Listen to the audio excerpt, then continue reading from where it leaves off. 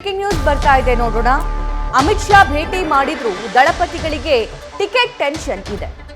ಇನ್ನೂ ಮುಗಿಯದ ಮಂಡ್ಯ ಲೋಕಸಭಾ ಟಿಕೆಟ್ ಕಸರತ್ತು ಅಧಿಕೃತ ಆಗೋವರೆಗೂ ಹೇಳೋಕ್ಕಾಗಲ್ಲ ಅಂತ ಹೇಳಿ ಸುಮಲತಾ ಒಂದ್ ಕಡೆ ಸ್ಟೇಟ್ಮೆಂಟ್ ಕೊಡ್ತಾರೆ. ವಿಧಾನಸಭೆ ಮತಗಳ ಆಧಾರದ ಮೇಲೆ ಟಿಕೆಟ್ ಅಂತ ಹೇಳಿ ನಿಖಿಲ್ ಕುಮಾರಸ್ವಾಮಿ ಹೇಳ್ತಾರೆ. ಇಷ್ಟಕ್ಕೂ ದಳಪತಿಗಳ ಕಣ್ಣು ಮಂಡ್ಯ ಕ್ಷೇತ್ರದ ಮೇಲೆ ಯಾಕೆ ಅನ್ನುವಂತಹ ಕುತೂಹಲ ಕೂಡ ಸದ್ಯಕ್ಕಿದೆ.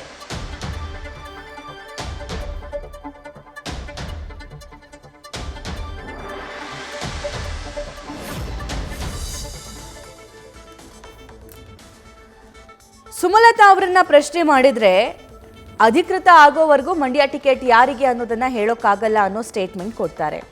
ಅದೇ ಪ್ರಶ್ನೆಯನ್ನ ನಿಖಿಲ್ ಕುಮಾರಸ್ವಾಮಿ ಅವರಿಗೆ ಈ ಹಿಂದೆ ಕೇಳಿದಂತಹ ಸಂದರ್ಭದಲ್ಲಿ ನಾನಂತೂ ಆಕಾಂಕ್ಷಿ ಅಲ್ಲ ಅನ್ನೋದನ್ನ ತುಂಬಾ ಸ್ಪಷ್ಟವಾಗಿ ಹೇಳಿದ್ರು ಅವರು. ಹಿರಿಯರೇನು ತೀರ್ಮಾನ ತಗೊಳ್ತಾರೆ ಕಾದ್ ನೋಡೋಣ ಅನ್ನುವಂತಹ ಸ್ಟೇಟ್ಮೆಂಟ್ ಕೂಡ ಕೊಟ್ಟಿದ್ರು. ಆದರೆ ಇವಾಗ ಎಲೆಕ್ಷನ್ ಹತ್ತಿರ ಬರ್ತಾ ಇದ್ದಂತೆ ವಿಧಾನಸಭೆ ಮತಗಳ ಆಧಾರದ ಮೇಲೆ ಟಿಕೆಟ್ ಅಂತ ಹೇಳಿ ನಿಖಿಲ್ ಕುಮಾರಸ್ವಾಮಿ ಅವರು ಹೇಳ್ತಿದ್ದಾರೆ. ಹಾಗಾದ್ರೆ ದಳಪತಿಗಳು ಮಂಡ್ಯ ಕ್ಷೇತ್ರವನ್ನೇ ಇಷ್ಟೊಂದು ಡಿಮ್ಯಾಂಡ್ ಮಾಡ್ತಾ ಇರೋದು ಯಾಕೆ ಅನ್ನುವಂತಹ ಪ್ರಶ್ನೆ ಕೂಡ ಸದ್ಯಕ್ಕಿದೆ. ಮೊದಲ ಬಾರಿಗೆ ಮಂಡ್ಯ ಲೋಕಸಭಾ ಎಲೆಕ್ಷನ್ನಲ್ಲಿ ನಿಖಿಲ್ ಕುಮಾರಸ್ವಾಮಿ ಅವರು ಸ್ಪರ್ಧೆ ಮಾಡಿದ್ರು. ಸುಮಲತಾ ಅವರ ವಿರುದ್ಧ ಸೋತರು. ಮೊನ್ನೆ ಆಗಿರುವಂಥ ವಿಧಾನಸಭಾ ಎಲೆಕ್ಷನ್ಗೂ ಕೂಡ ಕಂಟೆಸ್ಟ್ ಮಾಡಿದ್ರು, ಅಲ್ಲೂ ಕೂಡ ಸೋತರು. ಒಂದಿಷ್ಟು ದಿನ ಒಂದಿಷ್ಟು ವರ್ಷ ಗ್ಯಾಪ್ ಕೊಟ್ಟು ನಂತರ ಅವ್ರನ್ನ ಮತ್ತೆ ರಾಜಕೀಯಕ್ಕೆ ಇಳಿಸಬೇಕು ಅನ್ನುವಂತಹ ಲೆಕ್ಕಾಚಾರಗಳು ಇದ್ವು. ಆದರೆ ಇವಾಗ ಬಿಜೆಪಿ ಜೊತೆ ಮೈತ್ರಿ ಆಗ್ತಾ ಇದ್ದಂತೆ ಮತ್ತೆ ನಿಖಿಲ್ ಕುಮಾರಸ್ವಾಮಿ ಅವರನ್ನ ಮಂಡ್ಯದಿಂದ ಕಣಕ್ಕಿಳಿಸಬೇಕು ಅನ್ನುವಂತಹ ನಿರ್ಧಾರಕ್ಕೆ ದಳಪತಿಗಳು ಮತ್ತು ಅಲ್ಲಿ ಸ್ಥಳೀಯ JDSನ ನಾಯಕರು ಬಂದಿದ್ದಾರೆ. ಸೊ ಏನಾಗುತ್ತೆ ಅನ್ನುವಂತಹ ಕುತೂಹಲ.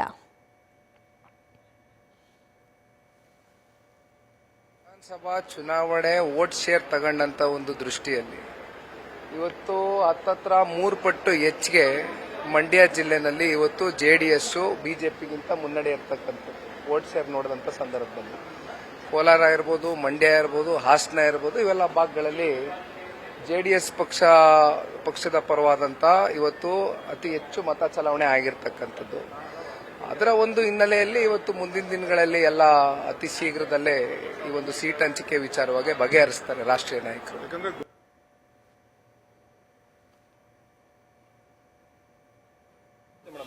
ಬಹುತೇಕ ಆಗಿದೆ ಅಂತೆ ಕಂತೆ ಅನ್ನೋದು ನಾವು ಮೊದಲಿಂದ ಕೇಳ್ಕೊಂಡು ಬರ್ತಾ ಇದ್ವಿ. ಅಧಿಕೃತವಾದ ಒಂದು ಘೋಷಣೆ ಆಗುವವರೆಗೂ ಯಾವುದು ನಿಜ ಇಲ್ಲ ಅಂತಾನೆ ತಿಳ್ಕೊ.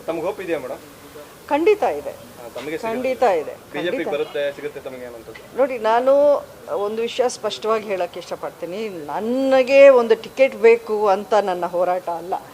ನನಗೆ ಒಂದು ಟಿಕೆಟ್ ಬೇಕು ಅಂದರೆ ನನಗೆ ಹಲವಾರು ಆಪ್ಷನ್ಸು ಇದೆ ನನ್ನ ಮುಂದೆ. ಎಲ್ಲಾದರೂ ನಿಂತ್ಕೋಬೇಕು, ಯಾವುದಾದ್ರೂ ಒಂದು ಕಡೆ ನಾನು ಟ್ರೈ ಮಾಡಿ ಒಂದು ಟಿಕೆಟ್ ತಗೊಳ್ಳೇಬೇಕು ಅಂದರೆ ಅದಷ್ಟು ಕಷ್ಟವಾದ ವಿಷಯ ಏನಲ್ಲ. ನನ್ನ ಹೋರಾಟ ಮಂಡ್ಯಕ್ಕೋಸ್ಕರ.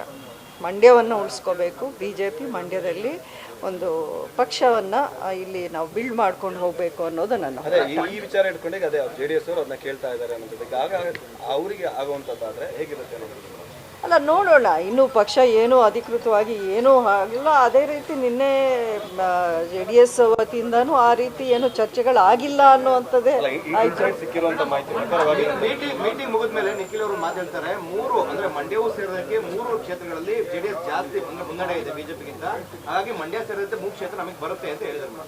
ಅಲ್ಲ, ಅವ್ರಿಗೆ ಏನು ಬೇಕಾದರೂ ಅವ್ರ ಪರವಾಗಿ ಅವರು ಅಲ್ಲಿ ಮಾತಾಡಿ ಬಂದಿರ್ತಾರೆ, ಅದರಲ್ಲಿ ತಪ್ಪೇನಿಲ್ಲ. ಬಟ್ ಕೊನೆಯದಾಗಿ ಹೈಕಮಾಂಡ್ ಏನು ತೀರ್ಮಾನ ಮಾಡ್ತಾರೋ ಅದೇ ತಾನೇ ಫೈನಲ್ ನಮಗೆ. ಅಮಿತ್ ಶಾ ಅವರು ತಮ್ಮ ಜೊತೆ ಮಾತನಾಡಿ ಮನವೊಲಿಸ್ತೀನಿ ಅಂತ ಹೇಳಿದ್ದಾರೆ ಅಂತ ಮಾತಾಡ್ತಾರೆ. ಇದೆಲ್ಲ ಮಾತು ಅಂತ ಅದನ್ನೇ ನಾನು ಹೇಳಿದ್ನಲ್ಲ, ಈ ಅಂತೆ ಕಂತೆಗಳಿಗೆ ದೇರ್ ಇಸ್ ನೋ ಎಂಡ್. ಅದಕ್ಕೆ ಪ್ರತಿಯೊಂದಕ್ಕೂ ನಾನು ರಿಯಾಕ್ಟ್ ಮಾಡ್ತಾ ಕುತ್ಕೊಳಕ್ ಆಗೋದಿಲ್ಲ.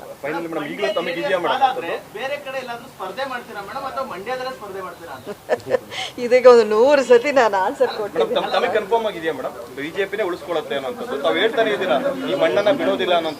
ಅಲ್ಲ, ಕನ್ಫರ್ಮ್ ನಾನು ಅವತ್ತೇ ಹೇಳಿದ್ನಿ, ಕನ್ಫರ್ಮ್ ಮಾಡಬೇಕಾಗಿರೋದು ನಾನಲ್ಲ.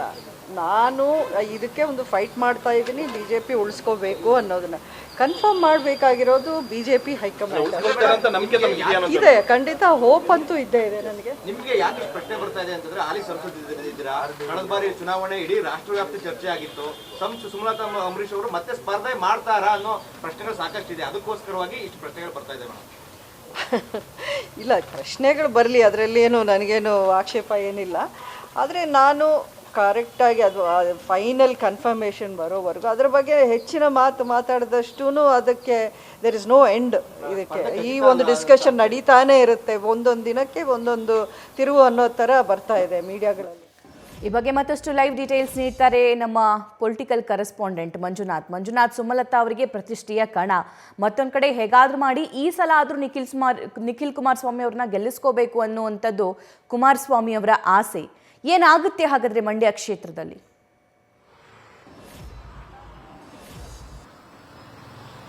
ಸಭಾ ಏನು 2028ರ ಲೋಕಸಭಾ ಚುನಾವಣೆಗೆ ಮಂಡ್ಯ ಕ್ಷೇತ್ರ ಸಾಕಷ್ಟು ಈಗಾಗಲೇ ಚರ್ಚೆಗೆ ಬಂದಿರುವಂತದ್ದು. ಪ್ರಮುಖವಾಗಿ ಜೆಡಿಎಸ್ ನಾಯಕರು, ಅದರಲ್ಲೂ ಕೂಡ ಕುಮಾರಸ್ವಾಮಿ, ನಿಖಿಲ್ ಕುಮಾರಸ್ವಾಮಿ ಮಂಡ್ಯ ಕ್ಷೇತ್ರವನ್ನು ಶತಾಯಗತಾಯವಾಗಿ ಜೆಡಿಎಸ್ಗೆ ಪಡಿಬೇಕು ಅನ್ನೋ ಹಿನ್ನೆಲೆಯಲ್ಲಿ ಈಗಾಗಲೇ ಅಲ್ಲಿನ ಮುಖಂಡರು, ಪ್ರಮುಖ ನಾಯಕರ ಜೊತೆ ಸಭೆಯನ್ನು ಕೂಡ ನಡೆಸಿದ್ರು. ಜೊತೆಗೆ ಕೇಂದ್ರ ಒಂದು ಬಿಜೆಪಿ ನಾಯಕರು ಅಮಿತ್ ಶಾ ಮತ್ತೆ ಪ್ರಧಾನಿ ನರೇಂದ್ರ ಮೋದಿ ಅವರನ್ನು ಕೂಡ ಭೇಟಿ ಮಾಡಿ ಒಂದು ಚರ್ಚೆಯನ್ನು ಕೂಡ ನಡೆಸಿರುವಂತದ್ದು. ಮೊನ್ನೆ ಕೂಡ ದೆಹಲಿಗೆ ತೆರಳಿದ ಸಂದರ್ಭದಲ್ಲಿ ಮಂಡ್ಯ ಕ್ಷೇತ್ರವನ್ನು ಜೆಡಿಎಸ್ಗೆ ಬಿಟ್ಕೊಡ್ಬೇಕು ಅನ್ನೋ ಹಿನ್ನೆಲೆಯಲ್ಲಿ ಸಾಕಷ್ಟು ಚರ್ಚೆಗಳು ಕೂಡ ಆಗಿರುವಂತದ್ದು. ಅದಕ್ಕೆ ಹೈಕಮಾಂಡ್ ನಾಯಕರು ಕೂಡ ಒಪ್ಪಿಗೆ ಕೊಟ್ಟಿದ್ದಾರೆ ಅನ್ನೋ ಒಂದು ಮಾಹಿತಿ ಈಗ ಇರುವಂತದ್ದು. ಆದ್ರೆ ಇಲ್ಲಿ ಪ್ರಮುಖವಾಗಿ ಏನು ನಿಖಿಲ್ ಕುಮಾರಸ್ವಾಮಿ ಅವರು ಹೇಳುವ ಪ್ರಕಾರ ಏನು ಕಳೆದ ವಿಧಾನಸಭಾ ಚುನಾವಣೆ ಸಂದರ್ಭದಲ್ಲಿ ಜೆಡಿಎಸ್ ಏನು ಮಂಡ್ಯದಲ್ಲಿ ಬಿಜೆಪಿಗಿಂತ ಹೆಚ್ಚಿನ ಮತಗಳನ್ನು ಗಳಿಸಿದೆ, ಹಾಗಾಗಿ ತಮಗೆ ಬೇಕು ಅನ್ನೋ ಒಂದು ಪಟ್ಟನ್ನು ಹಿಡಿದಿರುವಂತದ್ದು.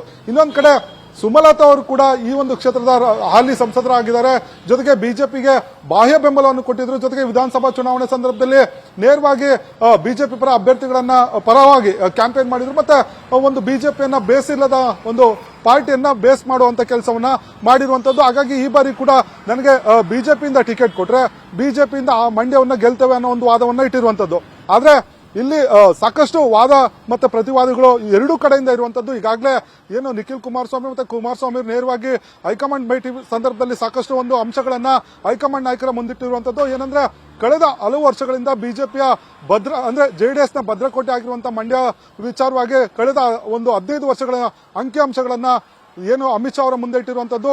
ಜೊತೆಗೆ ಕಳೆದ ಒಂದು ವಿಧಾನಸಭಾ ಚುನಾವಣೆಯಲ್ಲಿ ಗಳಿಸಿರುವಂತಹ ಮತಗಳಾಗಿರ್ಬೋದು, ಜೊತೆಗೆ ಕಳೆದ ಹಲವು ಎಂಪಿ ಚುನಾವಣೆಗಳಲ್ಲಿ ಯಾವ ರೀತಿ ಜೆಡಿಎಸ್ ಇಲ್ಲಿ ಪ್ರಾಬಲ್ಯವನ್ನು ಸಾಧಿಸಿದೆ ಅನ್ನೋದ್ರ ಬಗ್ಗೆ ಸಂಪೂರ್ಣವಾದಂತಹ ಮಾಹಿತಿಗಳನ್ನ ಈಗಾಗಲೇ ಬಿಜೆಪಿ ನಾಯಕರ ಮುಂದಿಟ್ಟಿರುವಂತದ್ದು. ಇನ್ನೊಂದು ಕಡೆ ಸುಮಲತಾ ಅವರು ಕೂಡ ಹಾಲಿ ಸಂಸದರಾಗಿದ್ದಾರೆ. ಜೊತೆಗೆ ಏನು ಕಳೆದ 5 ವರ್ಷಗಳಿಂದ ಮಂಡ್ಯ ಅಭಿವೃದ್ಧಿಗೆ ಸಾಕಷ್ಟು ಒಂದು ಕೆಲಸಗಳನ್ನ ಮಾಡಿದ್ದಾರೆ, ಅಭಿವೃದ್ಧಿ ಪೂರ್ವಕವಾದಂತಹ ಕೆಲಸವನ್ನ ಮಾಡಿರುವಂತದ್ದು. ಜೊತೆಗೆ ಮಂಡ್ಯದಲ್ಲಿ ಜೆಡಿಎಸ್ ಏನು ಸಾಕಷ್ಟು ಪ್ರಬಲವಾಗಿತ್ತು, ಆ ಜೆಡಿಎಸ್ ಪಕ್ಷವನ್ನ ಸೋಲಿಸಿ ನಾನು ಒಂದು ಸಂಸದನಾಗಿದ್ದೇನೆ, ಹಾಗಾಗಿ ತನಗೆ ಈ ಒಂದು ಕ್ಷೇತ್ರವನ್ನು ಕೊಟ್ರೆ ಮುಂದಿನ ದಿನಗಳಲ್ಲಿ ಬಿಜೆಪಿಯ ಬಾವುಟವನ್ನು ಆರಿಸಬಹುದು ಅನ್ನೋದು ಸುಮಲತಾ ವಾದ. ಹೀಗಾಗಿ ಇಬ್ಬರು ಕೂಡ ಈ ಒಂದು ಪಟ್ಟನ್ನ ಒಂದು ಟಿಕೆಟ್ ಬೇಕು ಅನ್ನೋದಕ್ಕೆ ಸಾಕಷ್ಟು ಹೋರಾಟವನ್ನು ನಡೆಸ್ತಾ ಇದ್ದಾರೆ. ಪ್ರಮುಖವಾಗಿ ಇಬ್ಬರಿಗೂ ಕೂಡ ಮಂಡ್ಯ ಜಿಲ್ಲೆ ಮೇಲೆ ಸಾಕಷ್ಟು ಭಾವನಾತ್ಮಕ ಸಂಬಂಧ ಇರುವಂತದ್ದು. ಯಾಕಂದ್ರೆ ಕುಮಾರಸ್ವಾಮಿ ಅವರು ಜೆಡಿಎಸ್ ನ ಏನು ಹಾಸನ ಬಿಟ್ಟರೆ ಜೆಡಿಎಸ್ ಭದ್ರಕೋಟೆ ಮಂಡ್ಯ, ಜೊತೆಗೆ ಏನು ಸುಮಲತಾ ತಮ್ಮ ಪತಿ ಏನು ಅಂಬರೀಶ್ ಅವರ ತವರೂರು, ಜೊತೆಗೆ ಅಲ್ಲಿನ ಜನರ ಜೊತೆ ಸಾಕಷ್ಟು ಭಾವನಾತ್ಮಕ ಸಂಬಂಧಗಳನ್ನ ಇಟ್ಕೊಂಡಿರುವಂತದ್ದು. ಹೀಗಾಗಿ ಇಬ್ಬರು ಕೂಡ ತಮ್ಮ ಮುಂದಿನ ರಾಜಕೀಯ ಭವಿಷ್ಯಕ್ಕೋಸ್ಕರ ಮಂಡ್ಯ ಕ್ಷೇತ್ರವನ್ನ ಬಿಟ್ಕೊಟ್ರೆ ಇಬ್ಬರಿಗೂ ಕೂಡ ಮುಂದಿನ ದಿನಗಳಲ್ಲಿ ತೊಂದರೆ ಆಗುತ್ತೆ ಅನ್ನೋ ಒಂದು ಕಾರಣಕ್ಕೆ ಈಗಲೇ ಒಂದು ಪಟ್ಟು ಹಿಡಿದು ಈ ಒಂದು ಕ್ಷೇತ್ರವನ್ನ ಗಿಟ್ಟಿಸ್ಕೊಳ್ಬೇಕು ಅನ್ನೋದು ದಳಪತಿಗಳು, ಜೊತೆಗೆ ಸುಮಲತಾ ಅವರ ಲೆಕ್ಕಾಚಾರ ಆಗಿರುವಂತದ್ದು. ಇದು ಮುಂದಿನ ದಿನಗಳಲ್ಲಿ ಹೈಕಮಾಂಡ್ ಯಾವ ರೀತಿ ತೀರ್ಮಾನವನ್ನ ತೆಗೆದುಕೊಳ್ಳುತ್ತೆ, ಈ ಒಂದು ಕ್ಷೇತ್ರವನ್ನ ಬಿಜೆಪಿಗೆ ತೆಗೆದುಕೊಳ್ಳುತ್ತಾ ಅಥವಾ ಜೆಡಿಎಸ್ ಕೊಡುತ್ತಾ ಅನ್ನೋದನ್ನ ಕಾದು ನೋಡಬೇಕಾಗಿರುವಂತದ್ದು. ಸಭಾ, thank you Manjunath. News first ನಿರ್ಭೀತಿಯಿಂದ ನಿಮ್ಮ ಪರವಾಗಿ.